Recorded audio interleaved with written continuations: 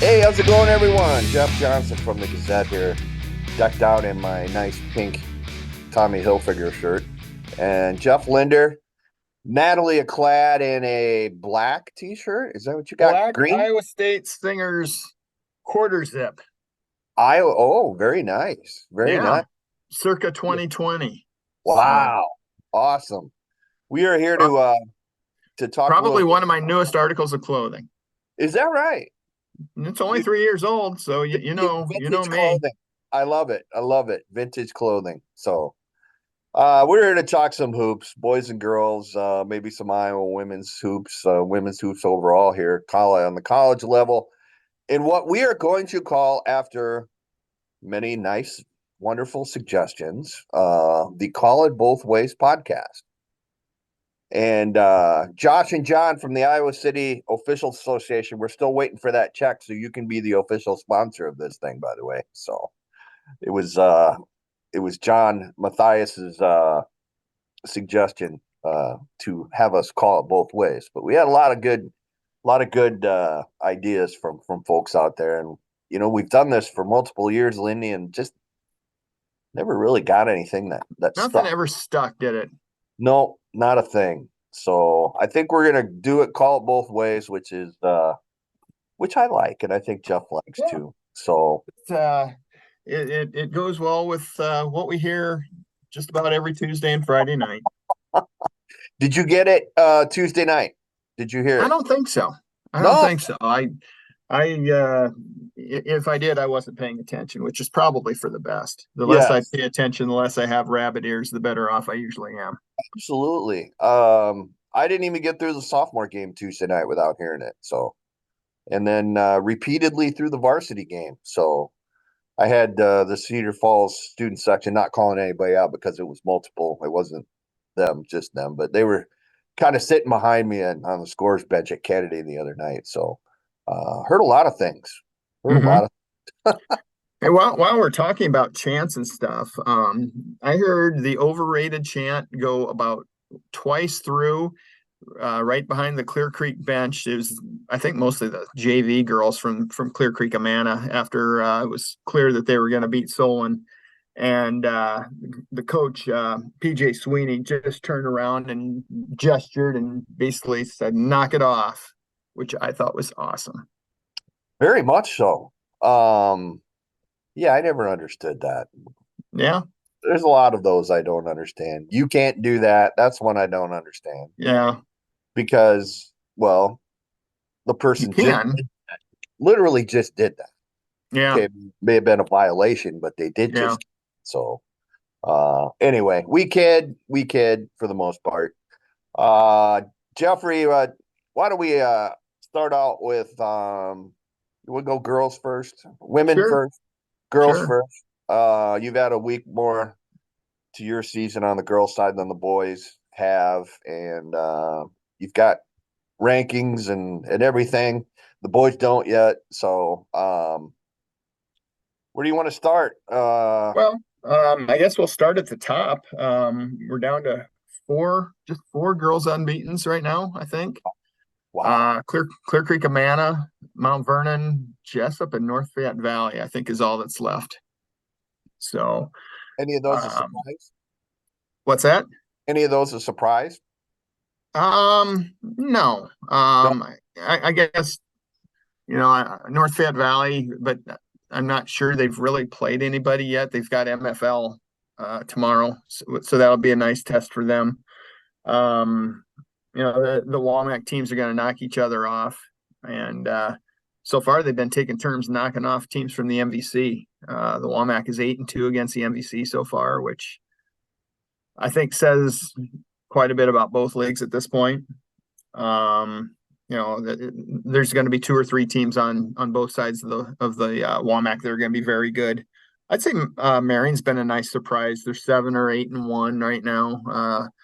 Beat Benton Community in triple overtime Tuesday, and in what must have been a heck of a ball game. And Mount Vernon and Solon are both really, really good. Clear Creek's really good. Benton's good. So Womac's going to be really good. What have you seen so far in the boys? Well, or is it too early to tell? Yeah, a little bit. I mean, we've got like some teams that have only played 2 games, to be Hmm. honest, yeah, already. I think Williamsburg is one of those, to be if I remember correctly. And Kennedy, which we all knew was going to be really, really good, has played 3 games. Had a good one the other night against Cedar Falls, 3-point game, which in a slow half court game that Coach John McCollum kind of mentioned was exactly like their game against Pleasant Valley at the state tournament last year that Kennedy lost. Um, Hmm. the only loss of the season last season. So I think a game that'll really help Kennedy kind of moving forward. I mean, it's Jeff, as you know, when you blow out everybody and you impose your will on teams and run and get the transition going and turn the other team over and things like that. And the spread gets out of hand as Kennedy did almost at will last season. Right. That didn't happen right away early. So I think this is a good test for Kennedy early. But yeah, that's kind of the big thing that I've learned so far. How would you Metro, compare Kennedy to this year to last year? Is it too early to tell? yeah, I think it's real too early. They're a little different, I think. Maybe not as good a 3-point shooting team. They didn't really shoot it well at all from 3-point range Tuesday night, for instance. Not saying they don't have 3-point shooters, but last year they had Dolphin and Reed, who were, two dominant guards. Uh, and they both shot it really, really well from 3-point range. And so far, I don't think that this team has shown quite that ability, but it's deep. I think for the most part has some size, obviously a lot of experience, and it's going to be really interesting to see. I don't know that Kennedy's going to be real tested much. I think the Valley might be down a little bit. I like Kennedy. Cedar Falls, obviously, Iowa City West, I think, is a real good team, and Dubuque Senior's a real good team. And then I think there might be a little bit of a drop off after that Hmm. with those 4. So, but saying that, Linmar's 4-0, won every game by 4 points or less. So, real nice start for the Lions. I can see Cedar Rapids Xavier, for instance, being a big factor in 3A as we go along, starting a couple of sophomores and go 6'8", 6'9" up front. Tyler Nedelicki, the senior, is center's had a real nice start to his season. So I think that's a team that everybody needs to look out for in 3A as we go along. So Jeff, you talked a little bit about it, but I think we talked off air. The Valley on the girls' side and maybe the Metro overall is just everything goes in cycles, right? And Yeah. maybe this is a little bit of a down year for both. You expect Yeah. a little Yeah. bit. And why sugarcoated it? Yeah, it's down. And I know I've brought it up before, kind of ad nauseum, but 2023, which is almost done, there was not a Metro/Iowa City 5A state qualifier in basketball, softball, volleyball. Wow. And that's not good. That's not a good sign. I'll tell you, Prairie might be able to break through. They've got a nice team in Kenyon Murray's second year. Some really good young kids. They've the last 2 games they've put a pretty good pounding on Washington and Linmar. I think it was 70-29 against Linmar the other night. And Linmar's not bad. They're a 500 kind of team in 5A. Although you saw that 25-22 game on last weekend. Yeah. Um, yeah, well, less said about that, the better. But um, Prairie might be pretty good. They might be a team that is able to rise a little bit and maybe host a regional final come late February. And that might be a sign that they might be able to break through. Um, a lot of average in the MVC. I think City High might be a little better. I wrote about them for Friday's notes. I think they're a little bit better in year two under Lindsey Bernard. Xavier's going to be fine eventually. They'll be, I think they'll be in the mix as far as getting to state in 4A.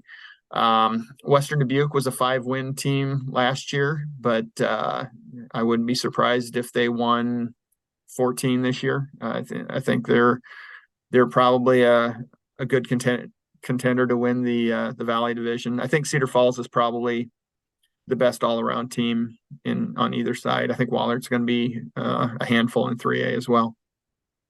Prairie play anybody out of conference, Jeff? Well, they opened with Johnston and lost by 40, but they haven't lost since. They've beaten Iowa City West, Waterloo West, Wash, and Linn-Mar all by double figures. I'm looking here. I don't see another non-conference game on their schedule on what I've got on my grids, but there might be one more that I don't have. I don't know, but they lost big to Johnston, but a lot of teams are going to lose big to Johnston. The Dragons are really, really good. Borderline a top 25 team nationally. Wow. They're just in the middle of a really good cycle, and there's really not much end in sight out there. So CIML again has probably the most of the power. Is that pretty accurate? Yeah, CIML. Two teams in the MAC are really good. Davenport North's really, really good. They've got a bunch of good juniors. PV is still good. Cedar Falls. So I would say, unless Prairie can break through, it might be like 6 CIML and 2 MAC, or maybe 5 plus Cedar Falls and 2 from the MAC, unless if Prairie would get through, that would change that configuration a little bit. It's kind of crazy. We're talking postseason already, and we're only what 2 weeks into this thing or whatever. Yeah, I know it. So, what is the power in the CIML for the boys too? It's really interesting. I'm trying to figure that out, honestly. West Des Moines Valley was kind of a surprise state champ in 4A last year. Returned everybody from that team, and but I think Waukee and Northwest both lost a lot of significant players. Johnston seems to be down maybe a little bit from what it has been. So we'll have to wait and see. I don't know. There's a lot of questions, I guess I would say, in 4A. I think Valley's legit, obviously, and Kennedy's legit. Then we'll have to wait and see after that, maybe in 4A. And I'm not sure, out west, along the Missouri River there, that just hasn't. Sioux City has had some really, really good clubs out there, but just hasn't been in that same realm as everyone else. And I see, believe it or not, Council Bluffs Jefferson has a real nice team, Lindy, which is Good. nice to see. I think won the first 5 games and played Sioux City East pretty tough the other night in a head-to-head matchup. So that's a school, as you know, that really does seem to have a lot of success in most sports. Yeah. So just a good thing. And one thing I wanted to bring up is really strange. Grandview Christian, which is obviously the big small school power in this state, played back-to-back games over here in Eastern Iowa. Monday night they were at Macokota and lost a close game, and then Tuesday night they played against Cedar Rapids, Washington here in town. And Did they stay overnight somewhere over here? They drive back and forth? No, that's a great question. You wouldn't think that's a lot of travel, right? But yeah. I think GVC and maybe a little bit. Obviously, they've got a girls team as well, obviously. Mm-hmm. But I think they're going to get into a conference next year, if I heard right. Have you heard anything about that? This is all kind of where so they're independent now, correct? Have they always been independent? Or they used to be? Are you sure they weren't in the Bluegrass for a couple of years? Oh boy! I mean, that would be that would be a big mismatch in terms Yeah, of talent in they don't basketball. But belong there. I'm just trying to think where they would fit. Would they be like, could you put them in like that West Central Conference with like Woodward Granger, ACGC, some of those schools, or do you even go bigger than that? I don't know. Again, this is just kind of secondhand. I should talk to more people about this. Would they be a fit with the league with Des Moines Christian? Well, I'm Christian's trying to quite a think where bit, they are. little What bit, conference? Let me isn't it? see. Let me effort on where Des Moines Christian is these days, because I think they're kind of a big fish in. Okay, so it looks like Des Moines Christian is in that conference that I was talking about, that West Central Athletic Okay, Conference. okay. West Central Valley, Woodward Granger, Pleasantville, Van Meter, some of Johnson those. in there? Okay, okay. So maybe, and I think Van Meter might be going to a bigger conference as well. I don't know if they're going into the heart of Iowa. I don't That would know. make It's sense. hard to keep track. It's hard to differentiate where some of these schools are, where they're going, and where they probably should be. Yeah, yeah. But I just thought it was really, really strange in a way. Yeah. But they aren't independent, so you got to find games, or you can find games. And I know they played a couple of the city schools in Des Moines already. And the real interesting thing with Grandview, which obviously beat Northland for the 1A title last year, Hmm. voluntarily went up to 2A this year. Uh-huh. And I don't know exactly the reasoning behind that. It was kind of surprised me, honestly, Yeah. that anybody would volunteer to do that. But gonna be a handful in 2A. Yeah. Well, you know, I know West Hancock did that for girls sports or for girls basketball for a few years because, they're not that far geographically from Newell Fonda and from Algona Garrigan, which were okay. both really, really good there. And Newell Fonda, well, they both still are. But so they opted up to play 2A girls basketball for a couple, 3 years. I wonder if So you get a nudge maybe from somebody to say, hey, why don't you do it? I don't know. yeah, I, I and I could see that with Grandview Christian, some people saying, there you really don't belong in 1A. So yeah, a lot of people have been saying yeah, that. yeah, we've discussed this before. So You talk, Jeff, going back to the girls here, we keep flopping back and forth here, but North Van Valley, I believe, and you said Jessup. what other smaller schools I know Northland's got another really, really nice team. Yeah. Coach. Um, yeah, Northland's really, really good again. Don't imagine they're gonna suffer too many losses here. They'll probably go the regular season without getting beat. They Okay. lost a one pointer to Clear Creek Amana at rivalry Saturday, and they've kind of been blistering everybody since. Just kind of looking 1A. Montezuma's still good. Lone Tree's 8-1. I'm not sure how powerful they are. If that's a little bit more says a little bit more about their conference. Edco's got a nice team. Springville's I think a little bit better than people thought they would be. They've won 5 in a row. They're 6-3 now. They've got another good young player in Rowan Jacoby. Nice looking post, about 6'2", rebounds well, scores well. I think she's leading the area in scoring at about 25 a game. Regina's got a very good team in 2A. They might be the second best team in 2A behind Dyke New Hartford. Dyke New Hartford obviously is tremendous. They've won 3 in a row. And we talked about a little bit about Jessup. Cascade's always good. Mac Valley's always good. So those are kind of our good 1A and 2A teams. Other than North Lynn, who's looking good, 1A, 2A boys with you. Yeah, Northland, right? Yeah. Kind of rolled through the schedule so far. Had a close game with Alburnett. That's always a close game. Those two schools, Alburnett is going to be fine. Then kind of getting its feet underneath it a little bit. Has lost They're a couple. 2A, aren't they?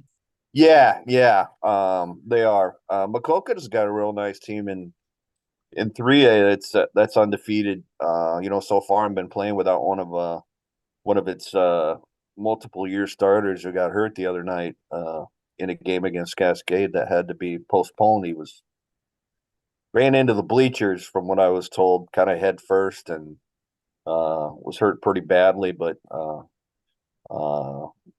he's doing fine now. Makokata hasn't really missed a beat or too many beats so far. Kyoto's got a nice team, undefeated. That's another kind of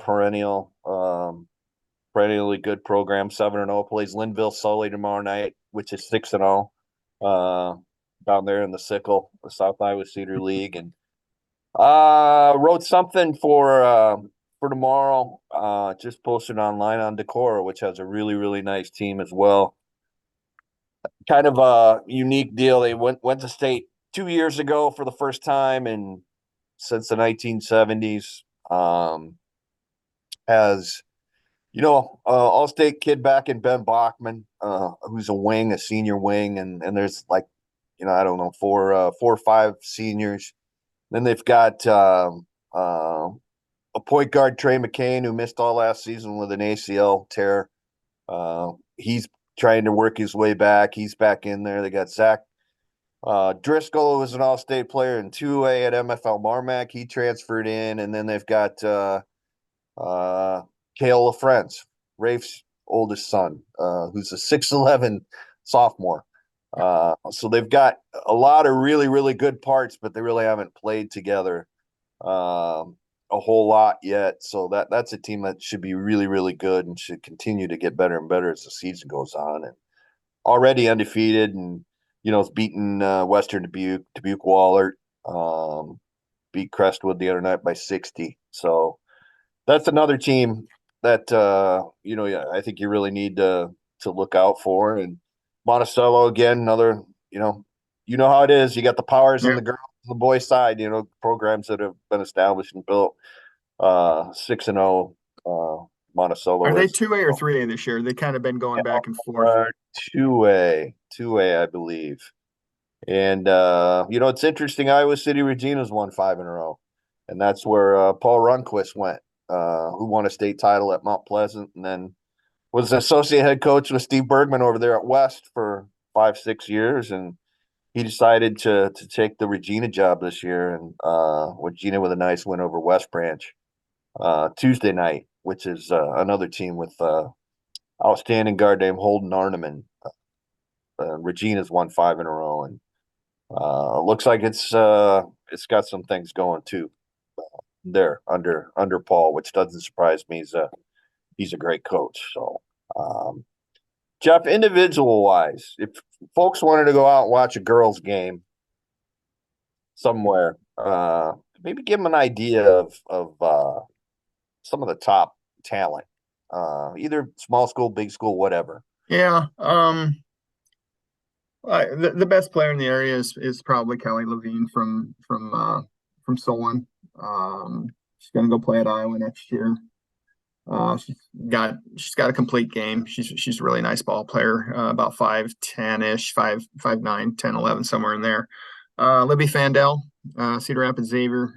She's fantastic. Just another one with an all-around game. Her outside game's really improved a lot, and she does a lot well for them. Let's see, out in the area, Makokota's got some really nice young talent. A couple sophomores that are really good. You talked about Decorah; they've got a nice player in Yasmin Whitsitt. Northland's got three really good guards. The Bogey girls and Cameron Kurt as well. So they've got some really good talent. I talked about Jacoby over at Springville.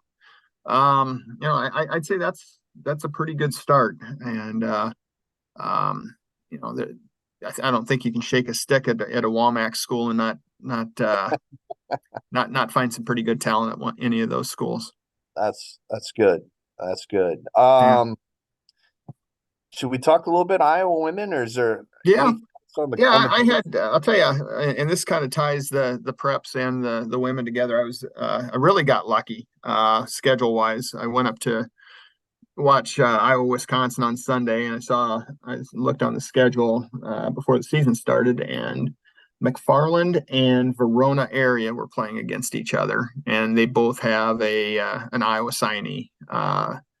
Verona area has Taylor Stremlow, and McFarland has Tegan Mullaney, and got to see them play against each other.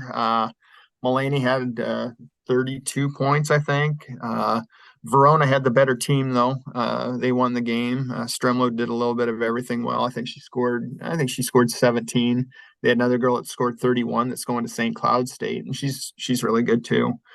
But I guess the thing I noticed about that game was Wisconsin is not a shot clock state yet. Oh, really? And right, they play 18-minute halves up there. Huh. So about 5, 6 minutes to go, the Verona started slowing it down a little bit, and I look up to see how much time's on the shot clock, and there's not a shot clock there. So now that we've got it, um, you know, I I'm not gonna bow down to the people who were almost militant about, oh, we need a shot clock here in Iowa, but yeah, they were right. And now that Yeah, we've got it, I think it's a good addition. I agree. And we both admitted it. We didn't like it Yeah, first. But yeah, I agree, Jeff. It was a good thing. And yeah, 18-minute halves. Is that yeah, so there's no breaks anywhere in those 18. It's just straight no, unless teams call timeouts yeah, and things like that. yeah, yeah. Oh wow. I think Minnesota plays 9-minute quarters, don't they? Yes, correct. Okay, so Um, that's interesting. That's really interesting. yeah. What the quality of ball from what you saw compared to Well, I think it was a top five matchup up there. Verona would be their equivalent of a 5A school, okay. and McFarland would be their equivalent of a 4A school. Um, after seeing that and seeing Clear Creek and Solon, I don't think it's any better up there than it is here. I would say our good schools are every bit as good as theirs are. Yeah. One thing I wanted to throw back at you, now that we're playing with a different bonus situation, Yeah. with bonus in quarters instead of bonus in halves. I like it. How about you? It creates different strategy at the end of games, doesn't it? Don't you think it makes the game go a little faster? Yeah, I think so. Now that we're resetting for the fourth quarter and you're not, hacking up a storm in the last few minutes. Yeah, yeah. What for those who don't know, I guess what Jeff's talking about is it's 5 fouls per quarter. Then you shoot free throws. There are no more one-on-ones at all. It's all two shots after 5 fouls in a quarter, and then they reset. It goes back to zero after each quarter. So, like the other night, Cedar Falls and Kennedy was a tight game, and Cedar Falls had I think one foul with like a minute and a half, 2 minutes to go. Mm-hmm. So it kind of got screwed a little bit on that deal, just because you had to start hacking a little bit. But the shot clock does take some of that away too. You can just Yeah, play defense as well. So it's something get back to me in a month to see what I yeah, think about it, Julie. But yeah, it's interesting. yeah, You know, it's interesting. I always liked the pressure of a one-on-one, honestly. You know, um, that's just me. yeah, And you get rid of that. It's more of an NBA type of a deal now, and no one-on-ones. But right.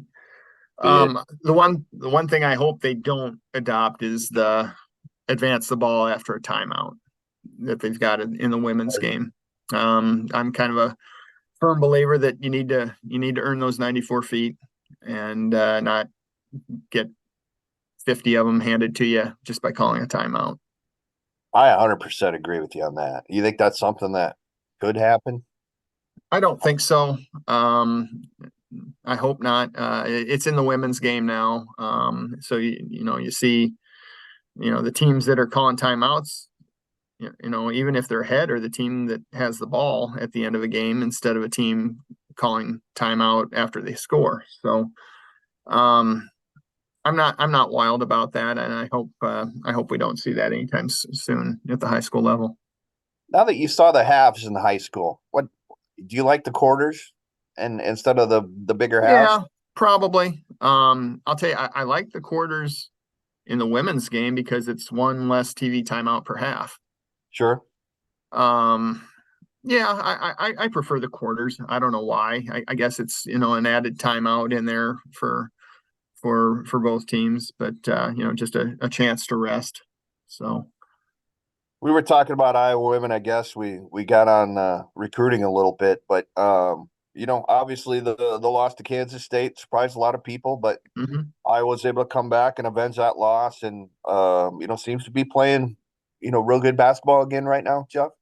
Yeah, I'd say so. They overcame the 3-game loss of Hannah Stolke to unspecified injury, and she's back. She scored 21 against Wisconsin on Sunday, and they look good. It's still a really entertaining team, and they're going to score a lot of points and draw a lot of fans and get a lot of attention. So, one more year of this, maybe two, and Iowa does have a good recruiting class coming in with Levine, the 2 Wisconsin girls, and 2 others. So, um, whether Clark stays or not, they'll put a pretty good product on the floor again next year.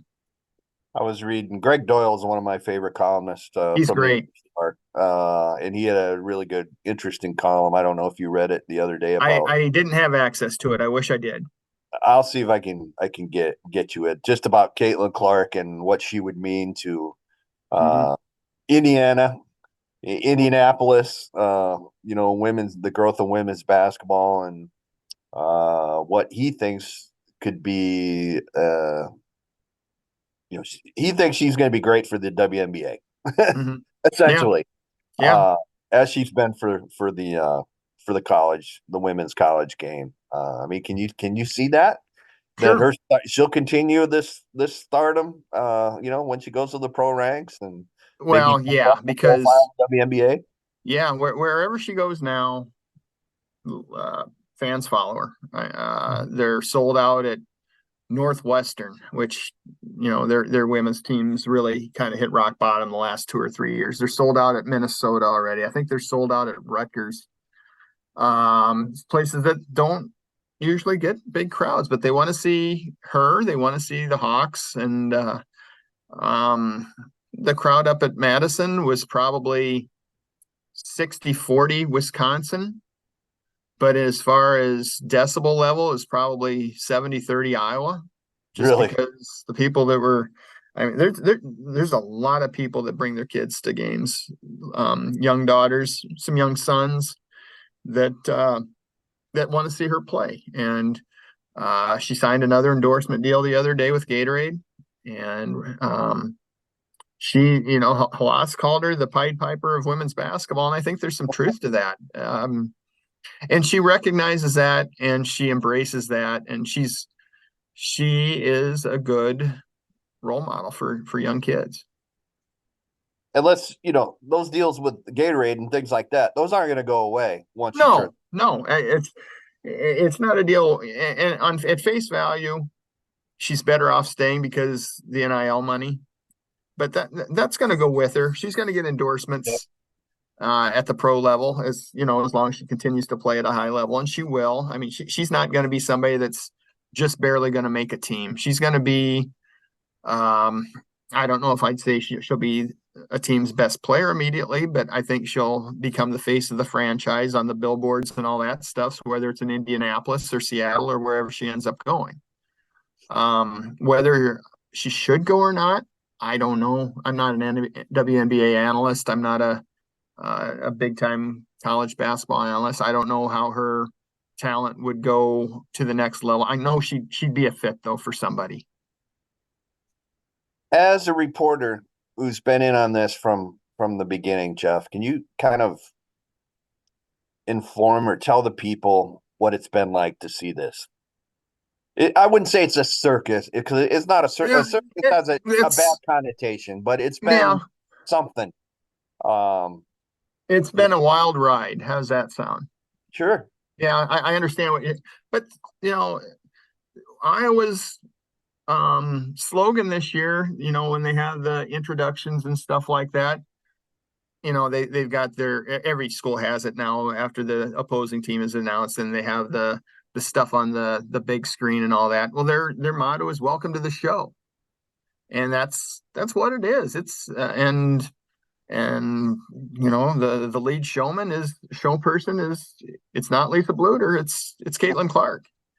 And yeah, it's been a wild ride. It's Caitlin is somebody that is very engaging, very well spoken. She talks really fast, but That's why she's we have charming. reporters.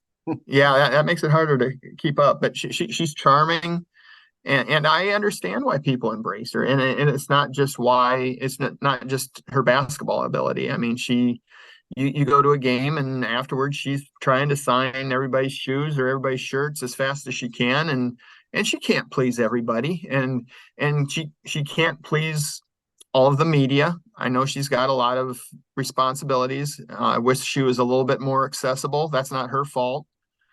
Up at Wisconsin, she wasn't in the press room afterwards, and one of the Wisconsin media people said, "Where's Caitlin?" And apparently she didn't feel good, and that might be true. Maybe she didn't, but it would be nice to get to talk to her a little bit more, and a little bit more on one-on-one than we get to. I can't imagine what her life is like. You think? I No, mean, I yeah, can't either. you even go out in public. No, It's and just she's got people, she's got people security with her often, Mhm. and that fame is great, to a point. Right. And there's not a whole lot of, she's not living a typical college kid's life, and I would think there'd be times that she would like a little bit more anonymity. I would agree. I would agree. I wanted to ask you real quick just about LSU, which has seemed to have been one soap opera after another so far this Yeah, season. The yeah, defending you champs. you call this a wild ride, and you use the word circus. I think LSU might be a little bit more of a circus than Iowa is. If I was on that beat at LSU, I think I'd be screaming for a way out. I think with Mulkey and with Reese and all that, and I think they just Dismissed one of released the a player yeah. the other day, and oh boy, that wouldn't be any fun at all. But they're very, very good. It's a very good team, and they might still be the favorite to win it. Wow. Wow. All right. Before we wrap it up, anything else you want to hit, Jeff? Did we kind of hit the high points here on the first show? No, I think we're good. I think we got this thing off to a good start. The season's off to a good start, and you know, the time goes slow. Everybody says it's a long season, but you look up and we're almost to Christmas, and we've Yeah. got some girls teams that have played 6 to 8 games already, and before you know it, the days are going to be getting longer, and we'll be in that postseason that we're already starting to talk about a little bit. What do you have tomorrow night? I'm going to go out to Prairie, see the Hawks against Kennedy. Okay. See if Kennedy can hang with them a little bit, and I think that's a girl boy doubleheader. I believe so. Yes, I All believe so. right. Well, I'll get to see the Kennedy boys then too. Yeah, there you go. I'll be at Linmar for another girl boy doubleheader. Iowa City West is the opponent, so anxious to see the Trojans and the women of Troy. Do I have that No, right? they're the Trojans now too. There are the Trojans too. Okay. Yep, they've changed that. All right. So that's where I'll be tomorrow night. It's at JT Linder for his Twitter feed, at JEJE66 for mine. We do a lot of features, game coverage online that unfortunately doesn't get in the newspaper because of our deadlines and things like that. I'll pimp a little bit here too. I got a story on Cole's men's basketball team going in tomorrow as well.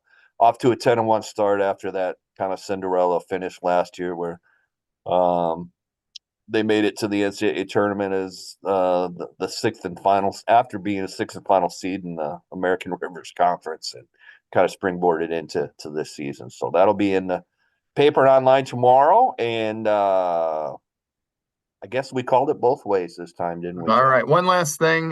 Congratulations to our all area football Yes, good call. um, um, honorees, including Preston Reese and Derek Weiskopf and Kurt Ritchie and Grant Glau. Grant Glauser and Race Heitman were our offensive and defensive players of the year. So a lot of a big Williamsburg flavor, but golly, they earned it. They Yep. sure did earn it, 100%. All right, for Jeff, this is Jeff on our initial Call It Both Ways podcast of the season. We'll get back at you again, I think, next week before the holidays. Thanks to Liz Kennedy for sitting in and doing the recording and everything for us this week. Nathan Ford is on vacation. PTO. I guess that's vacation's not a thing. It's PTO. So anyway, thanks for joining us, folks. Interact with us, read all our stuff. We appreciate everything, and we will talk at you next week.